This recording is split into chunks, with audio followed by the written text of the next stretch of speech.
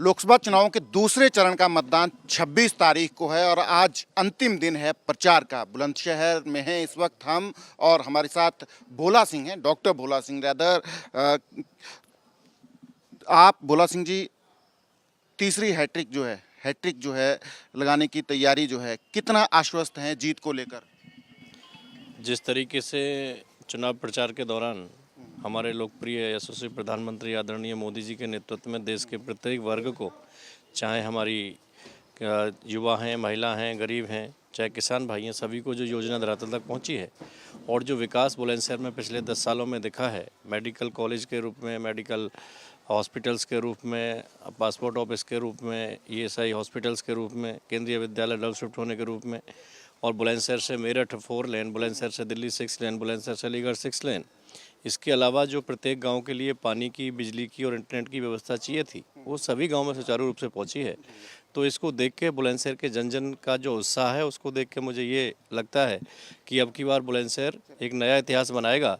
2014 और 2019 के दोनों रिकॉर्ड तोड़ के एक नया रिकॉर्ड बनाएगा 2024 में। आप तो कॉन्फिडेंट है जीत को लेकर, पर पीएम मोदी जो है यहाँ से क्यों अपना जो लोकसभा का कैंपेन है उसको स्टार्ट करते हैं? क्या ये कोई लकी कोई वो है, कैसे समझते हैं आप इसको? देखिए, सौभाग्य हमारा कि महाभारत कालीन पुरातन जमीन हमारी बुलंदशहर की भूमि है और माननीय बाबूजी का नाम जुड़ा है, चौधरी चरण सिंह जी का नाम बुलंदशहर से जुड़ा है। तो बहुत सारी चीज़ें हैं और ये हमारा सौभाग्य कि प्रधानमंत्री जी का आशीर्वाद बुलंदशहर पे है। उन्हीं के आशीर्वाद से मेडिकल कॉलेज और इतने विकास के कार्य हुए हैं। 40 रोड इन पिछले 10 सालों में प्रधानमंत्री ग्रामीण सड़क योजना में जो बहुत ही महत्वपूर्ण रोड थे, उनका निर्माण हुआ है। तो जब भी 25 जनवरी को माननीय प्रधानमंत्री जी आदरणीय बाबूजी कल्याण सिंह जी के नाम से जो मेडिकल कॉलेज बना, उसका लोकार्पण करने के लिए आए थे। जी जी जी। पर इस बार भी लकी साबित होगा बुलंदशहर? कॉन्फिडेंट हैं आप? क्योंकि विपक्ष तो कह रहा है कि नहीं, इस बार जो है बीजेपी नहीं पहुंच पाएगी उस नंबर तक जो चाहिए। देखिए, विपक्ष ने 2019 में महागठबंधन के रूप में चुनाव लड़के देखा और उसके बावजूद भी 303 सीट पूरे देश में भाजपा की सांसद जीत के आए थे और 2014 से अधिक प्रचंड बहुमत के साथ में 2019 में मोदी जी प्रधानमंत्री बने थे। तो निश्चित ही अब की बार भी जो माननीय प्रधानमंत्री जी का संकल्प है 400 पार का, इस देश की महान जनता 400 पार के आंकड़े को पार कराएगी और बुलंदशहर एक नया रिकॉर्ड बनाएगा। विपक्ष तो कह रहा है बीजेपी का 400 पार का आंकड़ा ही जो है वो लोगों को दरअसल डरा रहा है। बीजेपी पे एलिगेशंस ये लगा रहा है विपक्ष तो कि बीजेपी तो संविधान बदलना चाह रही है। विपक्ष के पास कोई मुद्दे नहीं है, पहली बात। दूसरी बात क्या है कि विपक्ष को देश की जनता ने 63 साल देश में शासन करने का मौका दिया है और जो संविधान की बात करते हैं, संविधान का तो दुरुपयोग उन्होंने किया है। क्योंकि जब इमरजेंसी लगी थी इंदिरा गांधी जी के ज़माने में, तो संविधान का उन्होंने दुरुपयोग किया अपने व्यक्तिगत फ़ायदे के लिए और दोबारा उन्होंने व्यक्तिगत फ़ायदे के लिए किया। उनके लोग जब अरेस्टिंग होने वाली थी, उन पर केस लगने वाले थे, तो उन्होंने संविधान का दुरुपयोग किया। मोदी जी अगर संविधान में बदलाव करते हैं तो वो देश के गरीबों के हित में होता है। एक बार हमने बदलाव किया तो कश्मीर से धारा 370 और 35 से हटाई, तो एक तो जो स्वाभिमान था हमारे देश का तिरंगा, वो तिरंगा लहराने का कश्मीर में सबको मौका मिला। दूसरा, जो वहाँ के गरीब थे, वहाँ के दलित थे, वहाँ के अन्य महिला वर्ग था, जो सरकार की योजनाएं वहाँ तक नहीं पहुँच रही थी, संविधान के बदलाव से उनको वो योजना का लाभ मिला। इस देश में कुछ गरीब ऐसे भी हैं जो SC, ST और OBC से लगाते हैं। हमारी सरकार ने बदलाव किया संविधान में, उनको 10% आरक्षण देने के लिए संविधान में बदलाव किया।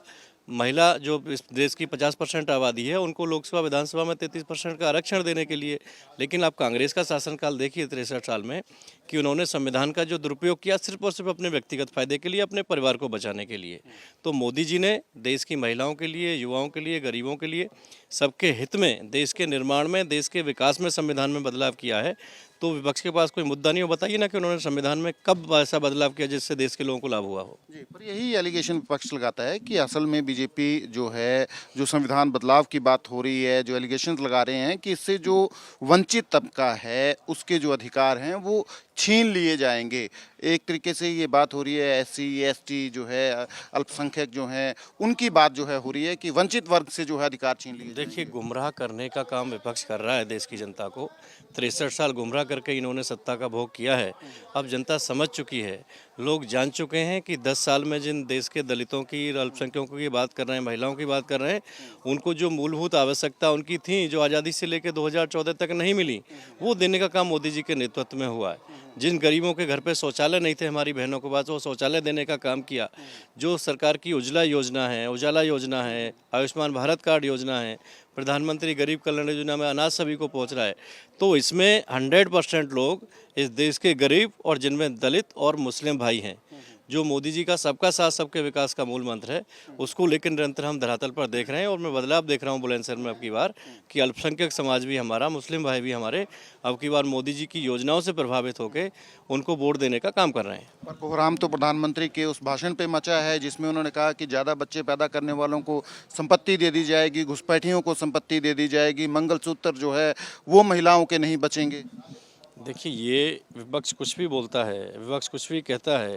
विपक्ष को 63 साल का मौका दिया है देश की जनता ने। ये तो प्रधानमंत्री ने कहा। क्यों नहीं? प्रधानमंत्री जी तो जो वो अपने एजेंडे में लेके आए हैं, जो उनके घोषणा पत्र में है, उसके लिए बात कर रहे हैं। इनको 63 साल मौका दिया। अब ये किसानों के हित से हो रहे हैं, अब ये गरीबों के हित से हो रहे हैं। 63 साल में क्यों नहीं किया इन्होंने? किसने रोका था क्या? वो सारे काम तो मोदी जी ने आके पूरे किए हैं।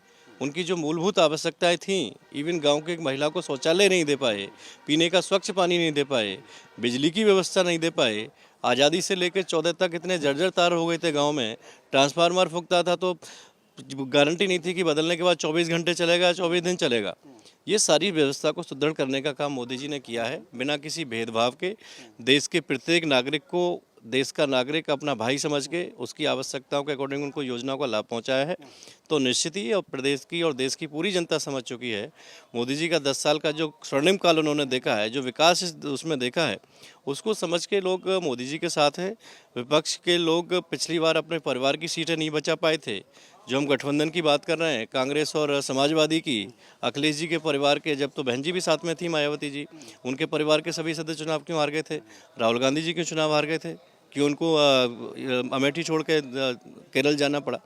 तो कुछ मिलने वाला नहीं है और जनता भी भ्रमित नहीं होने वाली है। सब मोदी जी के साथ हैं। कांग्रेस के घोषणा पत्र की आपने बात की। कांग्रेस इल्ज़ाम लगा रही है कि पीएम झूठ बोल रहे हैं, वो टाइम मांग रहे हैं पीएम से मिलने का कि हम अपना घोषणा पत्र दिखाएंगे, कि हमने तो ऐसी बात ही नहीं लिखी है अपने घोषणा पत्र में। देखिए, उन्होंने लिखा है तभी तो प्रधानमंत्री जी ने बोला है। वही विपक्ष बोल रहा है कि हम दिखाना चाहते हैं कि हमने लिखा नहीं है। तो बदलाव करके दे देंगे, उसमें क्या है? उनकी तो फितरत रही है झूठ बोलना, गुमराह करना, फिर अपनी चीज़ से पीछे हट जाना। इतने 10 साल के कार्यकाल में मैंने ये देखा कि लोग सरकार पर आरोप लगाते हैं संसद में, लेकिन जब सरकार जवाब देती है तो ये वॉकआउट करके चले जाते हैं। इनमें हिम्मत नहीं है सच्चाई सुनने की, सच्चाई जानने की। सिर्फ और सिर्फ देश की जनता को गुमराह करने का काम करते हैं, संसद में व्यवधान पैदा करने का काम करते हैं। लेकिन जनता पूरी तरीके से आश्वस्त के साथ में समझ चुकी है कि कांग्रेसियों ने देश को लूटने के अलावा कुछ काम नहीं किया है, देश में भ्रष्टाचारी के अलावा कोई काम नहीं किया है।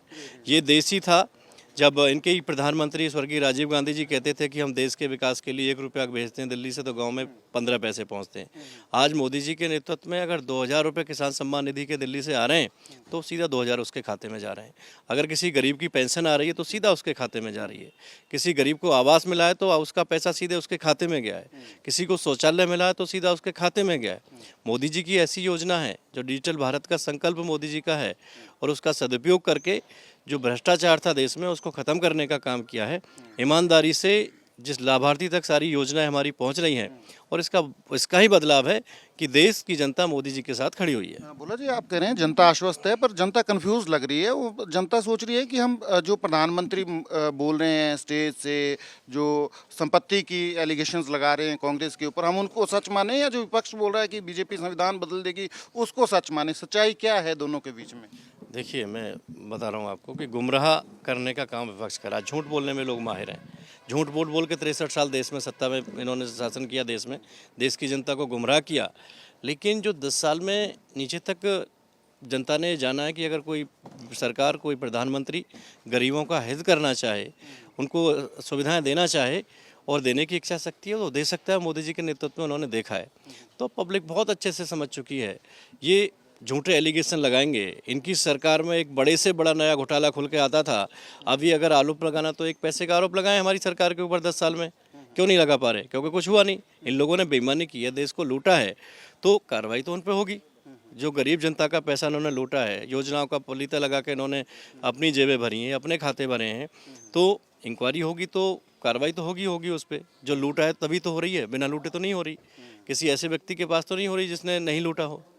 तो जो दोषी हैं उन्हीं पर कार्रवाई हो रही है। और प्रधानमंत्री जी का संकल्प है विकसित भारत के साथ साथ भ्रष्टाचार मुक्त भारत बनाने का और भ्रष्टाचारियों को सजा देने का, तो अपना काम हो रहा है। बोला जी, ये जो पार्ट है उत्तर प्रदेश का ना, इसमें किसान आंदोलन काफ़ी एक्टिव रहे हैं। किसान जो हैं, चाहे वो पिछला आंदोलन हो या अब भी जो चला है, उसमें भी किसान पार्टिसिपेट कर रहे हैं। तो ये कितना बड़ा फैक्टर है बीजेपी के लिए, आप समझते हैं इस इलेक्शन में? देखिए, मेरी लोकसभा में 90% किसान रहते हैं, और चाहे वो आंदोलन रहा हो, आंदोलन के तुरंत उसमें विधानसभा का चुनाव हुआ था 2022 में, और विधानसभा के चुनाव में हमारी सातों की सातों जिले की सीटें, मेरी लोकसभा की पांचों सीटें रिकॉर्ड बहुमत से बुलंदशहर की जनता ने जिताया, और प्रदेश की सरकार बनाने में सातों की सातों बुलंदशहर सीटों की सहभागिता रही। और जितने से हमारे विधायक 2017 में जीते से, उससे अधिक मतों के साथ में, अधिक मार्जिन के साथ में जीते। तो किसान अपने जनपद का खुश है। पहली बार ऐसा हम देख रहे हैं कि किसानों को किसान सम्मान निधि हमारी सरकार देने का काम कर रही है। जो किसान भाइयों के लिए डीएवी और यूरिया है, जो 1750 रुपये का यूरिया का कट्टा एमआरपी उसका है, वो 270 रुपये में प्रधानमंत्री जी उपलब्ध करा रहे हैं। जो डीएवी हमारा 3450 रुपये का है, वो 1350 रुपये में किसान भाइयों को उपलब्ध हो रहा है। किसान सम्मान निधि उनके खाते में आ जाती है। दूसरा, बिजली की व्यवस्था, इनके ज़माने में तो बिजली नहीं आती थी, डीजल से इनको अपने किसान भाइयों को अपना खेत भरना पड़ता था। अब किसी किसान भाइयों को रात में भी टूल पे जाने की आवश्यकता नहीं है। दिन में इतनी बिजली सरकार दे रही है कि सीधा सीधा दिन में उनका काम हो रहा है। बिजली का बिल उत्तर प्रदेश में सरकार किसानों को माफ़ किया हुआ है। किसान भाइयों के लिए जो कृषि में उपयोग होने वाले यंत्र हैं, उनको सब्सिडाइड रेट पे, और बल्कि 50% से भी ऊपर सब्सिडाइड रेट पे सरकार उनको देने का काम कर रही है। उनके लिए सोलर पैनल देने का काम कर रही है, नई सिंचाई की व्यवस्था देने का काम कर रही है। और जो किसान के पास एक व्यवस्था होती है कि वो अपनी पैदावार को दुनिया में कहीं भी बेचे, उसके लिए प्रधानमंत्री जी ने इनाम मंडी योजना शुरू की, जिसमें जनपद बुलंदशहर में भी 2 नाम, हमारी बुलंदशहर और जहांगीराबाद मंडी इनाम हुई है। आज बुलंदशहर का किसान जो अच्छा उत्पाद करता है, फलों का, सब्जियों का, वो दुनिया में कहीं भी उसको अपने बुलंदशहर में बेच के बेच सकता है। अच्छा रेट उसको मिल रहा है। और मैं देख रहा हूँ कि जो पैदावार किसान की 2014 से पहले व्यवस्थाओं के अभाव में कम होती थी, आज वो पैदावार भी दोगुनी हुई है। बोला जी, जातीय समीकरण बड़ा डिसाइडिंग फैक्टर होते हैं इस पार्ट में उत्तर प्रदेश के। तो जातीय जो कास्ट जो कैलकुलेशंस हैं, वो सारी वैसी हैं बीजेपी के लिए जैसी पहले थी, या ऐसी चर्चाएं भी चली हैं कि नहीं, टिल्ट हो गई हैं थोड़ी कास्ट इक्वेशन? नहीं, देखिए, ऐसा है कि कास्ट इक्वेशन को लेकर बीजेपी राजनीति नहीं करती है। सत्ता भोग के लिए बीजेपी सत्ता में नहीं आती है, जनसेवा के लिए सत्ता में है। माननीय प्रधानमंत्री जी ने देश की सभी आबादी को 4 वर्गों में उनको डिवाइड किया है, उसमें गरीब हैं, महिला हैं, युवा हैं और किसान हैं। उसी के आधार पर हमारी सारी योजनाएं 10 साल की केंद्रित रहीं, उसी के आधार पर उनको धरातल पर लाभ देने का काम किया गया, उसी के आधार पर लोगों को लाभान्वित करने का काम किया गया। और जो परिवर्तन मुझे दिख रहा है, क्योंकि मैंने भी 2 चुनाव लड़े, 2014 में बहुत अच्छा वो था, 2019 में उससे अच्छा रहा महागठबंधन के बाद। लेकिन अब की बार जो लोग हमसे नहीं जुड़ते थे, वो लोग भी जुड़ के और खुल के, ऐसा नहीं कि चुपका चुपकी, खुल के समर्थन के साथ में जो वोट देने के लिए तैयार हैं। अपने अल्पसंख्यक समाज के भाई हों, चाहे एससी भाई हों, सभी लोग पूरी तरीके से समर्थन में हैं और संकल्पित हैं मोदी जी को 30 बार प्रधानमंत्री बनाने के लिए, बुलंदशहर से सर्वाधिक मतदान करके अपना समर्थन देने के लिए। लास्ट सवाल पूछूंगा मैं। ये इल्ज़ाम लग रहे हैं कि पोलराइज करने की कोशिश की जा रही है इलेक्शन को, जो है पूरा का पूरा जो है, चाहे पीएम की स्टेटमेंट हो, चाहे जिस तरीके की सीएम की स्टेटमेंट थी पिछले कल, जो है वो शरीयत की बात उन्होंने की कि देश कैसे चलेगा, शरीयत से चलेगा। तो ये इल्ज़ाम लग रहे हैं कि पोलराइज करने की कोशिश की जा रही है चुनाव को, जो है। देखिए, ऐसा है, हमने देखा उत्तर प्रदेश में भी कि जो माफिया हैं, माफिया की कोई जाति नहीं है, कोई धर्म नहीं है। किसी भी जाति का, किसी भी धर्म का उसको सज़ा मिली है, जो जनता के हित में है। जनता जिनसे परेशान थी, जनता का जो शोषण कर रहे थे, अपहरण उनका करते थे, ज़मीन पे कब्जा उनके करते थे, भूमाफिया के रूप में अपनी भूमिका निभाते थे, तो ऐसे लोगों पे तो अच्छी सरकार है तो कार्रवाई। देश तो संविधान से ही चलेगा ना, शरीयत से कैसे चलेगा, ये डाउट कैसे हो रहा है सीएम को? नहीं, देखिए, देश संविधान से ही चलेगा और संविधान को सम्मान देने का काम भी हमारी सरकार ने किया है। बाबा साहब अम्बेडकर से जुड़े 5 तीर्थों का जो एक स्मारक के रूप में विकसित करने का काम किया मोदी जी के नेतृत्व में ही हुआ है। पहले प्रधानमंत्री ऐसे हैं कि जब संसद में गए तो संसद को नमन किया, उसके बाद संविधान को नमन किया। तो हम तो संविधान को मानने वाले हैं। जो बाबा साहब अम्बेडकर जी का सपना था कि देश के हर गरीब को, हर युवा को, हर महिला को, हर किसान को उसके अधिकार मिलने चाहिए, उसको जीवन यापन की आवश्यकता मिलनी चाहिए, तो उसके लिए हमारी योजनाएं समर्पित हैं। 10 साल में वही हमने देखा है, 10 साल में वही केंद्रित करके हमारी सरकार ने काम किया है। तो संविधान का, जैसे मैंने पहले कहा कि संविधान का दुरुपयोग नाम लेके ये करने वाले हैं, इन लोगों ने तो बाबा साहब अम्बेडकर जी को 2-2 बार चुनाव हरवाने का काम किया। कांग्रेस के लोगों ने वो एक दलित महापुरुष की आवाज़ को वहाँ दबा दिया, और जब उनकी मृत्यु हुई तो इन्होंने क्यों उनकी डेड बॉडी को दिल्ली से मुंबई भेजा? क्या उनके लिए 5 गज की ज़मीन ये दिल्ली में अंतिम संस्कार के लिए नहीं दे सकते थे? लेकिन आज मोदी जी जब सत्ता में आते हैं तो उन्होंने उनके जीवन से जुड़े 5 स्थानों को विकसित किया, स्मारक किया। वही अलीपुर रोड जहाँ पर ये एक किराए के कमरे में बाबा साहब रहते थे, पूरे बिल्डिंग को भवन के स्मारक के रूप में डेवलप किया है। अम्बेडकर इंटरनेशनल सेंटर जनपद रोड पर विकसित किया है। तो निश्चित ही बाबा साहब अम्बेडकर जी के सपने को साकार करने के लिए मोदी जी काम कर रहे हैं। देश के हर व्यक्ति को जो जिस की आवश्यकता है उसके लिए योजना उनके लिए समर्पित है।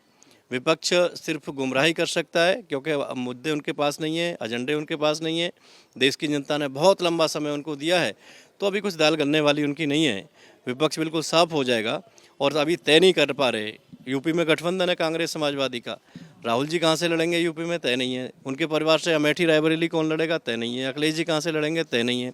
रोज़ उनके प्रत्याशी छोड़ के भग रहे हैं। पकड़ के लाते हैं सुबह को, शाम को भग जाता है, फिर शाम को लाते हैं, सुबह दूसरा आ जाता है।